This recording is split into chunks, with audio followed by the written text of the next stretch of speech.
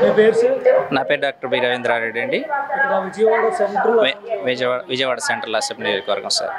ఇక్కడ జగనన్న సంక్షేమ పథకాల పట్ల జనాలు మంచి పాజిటివ్గానే ఉన్నారు సార్. డెఫినెట్గా ఈసారి ఖచ్చితంగా వెల్లంపల్లి శ్రీనివాస్ గారు గెలుస్తారు సార్. ఎందుకంటే ప్రతి ఇంట్లో కూడా పథకాలు అందేయండి.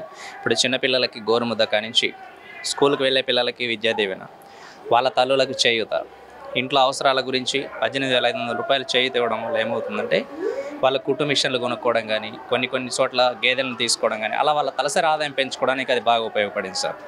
ఆ తర్వాత కొంచెం ఇంట్లో పెద్దవాళ్ళు ఉన్నప్పుడు వృద్ధాప్య పింఛన్ ఇస్తున్నారు, వికలాంగులు ఉంటే వాళ్ళకి పింఛన్ ఇస్తున్నారు. సో ఒకవేళ మనకు 10 సెంట్ల భూమి ఉన్నా కూడా జస్ట్ ఒక పట్టా భూమి ఉంటే చాలు, పట్టా పాస్బుక్ ఉంటే చాలు, వాళ్ళకి రైతు భరోసా వస్తుంది. కాబట్టి సార్ ఇంటిల్లిపాదికి చిన్నపిల్లల కానించి, తల్లుల కానించి, అమ్మల కానించి, అమ్మమ్మల కానించి, తాతయ్యల కానించి, మామయ్యల కానించి, అన్నల కానించి, చెల్లెల కానించి ఇంటిల్లిపాదికి పథకాలు అందుతున్నాయి సార్. సంక్షేమమే అభివృద్ధి. ఇప్పుడు ఒక ఇంట్లో మనం మిద్దెల మేడలు కట్టించడం వల్ల సిటీలలో ఏం ఉపయోగం ఉండదు సార్. పేదవాడికి ఏం కావాలి? 3 పూట్ల భోజనం కావాలి. సో అందువల్ల సార్ డెఫినెట్గా ఇంటిల్లిపాది బాగుంటేనే ఆ సమాజం అభివృద్ధి చెందుతుంది. సో ఇంట్లో ముందు అవసరాలు తీరకుండా మేము బయట రోడ్లు వేస్తాము, అది మేడలు కట్టిస్తామంటే దానివల్ల పేదవాడికి ఏం ప్రయోజనం ఉండదు సార్. సో సమాజం బాగుపడాలంటే పేదవాళ్ళు కూడా ఒక భాగమే. సో అందువల్ల జగన్మోహన్ రెడ్డి ముందు అట్టడుగున ఉన్న వాళ్ళని పైకి తీసుకురావాలనే ఉద్దేశంతో సార్ సంక్షేమ పథకాలు విరివిగా అందించారు.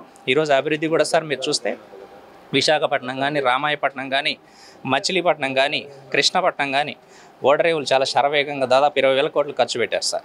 దాంతోపాటుగా 6 ఫిషింగ్ హార్బర్లు కూడా కట్టిస్తున్నారు. సో అందువల్ల తర్వాత మీరు ఈ విజయవాడ నగరంలో తీసుకుంటే సార్ దాదాపు 600 కిలోమీటర్లు భూగర్భ డ్రైనేజీలు వేశారు సార్. అంటే జగనన్న అన్నీ చేశారు కానీ బయటికి యాడ్ల రూపంలో చెప్పుకోలేకపోయారు. సో 240 కిలోమీటర్ల భూగర్భ డ్రైనేజీలు మరమ్మతులు చేశారు.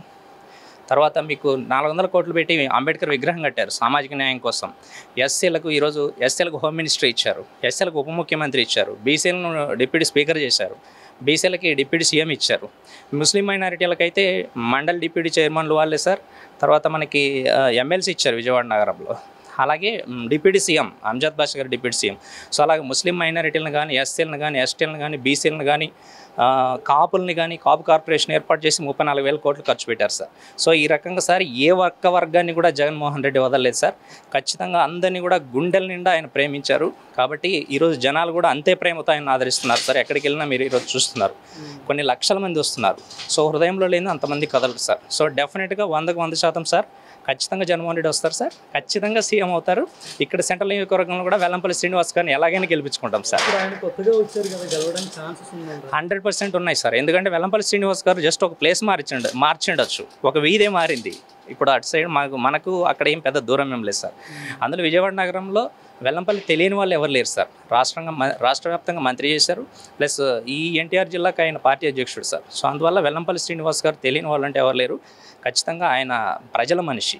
అందరికీ ప్రత్యర్థిగా బోండా ఉమా ఉన్నారు, ఎలా ఉండబోతుంది ఎన్నికలు? ఆయన కూడా ఒక బలమైన పొలిటీషియన్ ఇక్కడ. ఉండొచ్చు సార్, బోండా ఉమా ఉండొచ్చు, అవతల ఇంకెవరైనా ఉండొచ్చు. బట్ వెల్లంపల్లి గారికి అంటూ ఆయన ఖచ్చితంగా ప్రజల మనిషి, స్నేహశీల. ఆయనకు ఒక ఖచ్చితంగా ఆయనంటే అభిమానించే వాళ్ళు చాలామంది ఉన్నారు. వెల్లంపల్లికి ఆయన ఎక్కడ పెట్టినా కూడా, ఈవెన్ తూర్పు పెట్టండి, పశ్చిమ పెట్టండి, సెంట్రల్ పెట్టండి, ఎక్కడ పెట్టినా కూడా ఆయనంటూ ఒక వర్గాన్ని ఏర్పాటు చేసుకున్నారు సార్. ఎన్నికల్లో ఇదే నియోజకవర్గాన్ని చూసుకున్నట్లయితే జస్ట్ 50 ఓట్ల తేడాతో ఇక్కడున్న అభ్యర్థి గెలుస్తారు. మరి ఈసారి కూడా అలాగే ఉండబోతుందా? మెజారిటీ పెరుగుతుందా, తగ్గుతుందా? ఆ మెజారిటీ ఏమో సార్ హై మెజారిటీ వస్తుంది. నాకు తెలిసి మినిమం ఒక 20,000 30,000 మెజారిటీతో గెలవబోతున్నారు సార్ వెల్లంపల్లి శ్రీనివాస్ గారు. 100%, అందులో అనుమానమే లేదు సార్. జై జగన్, జై వెల్లంపల్లి.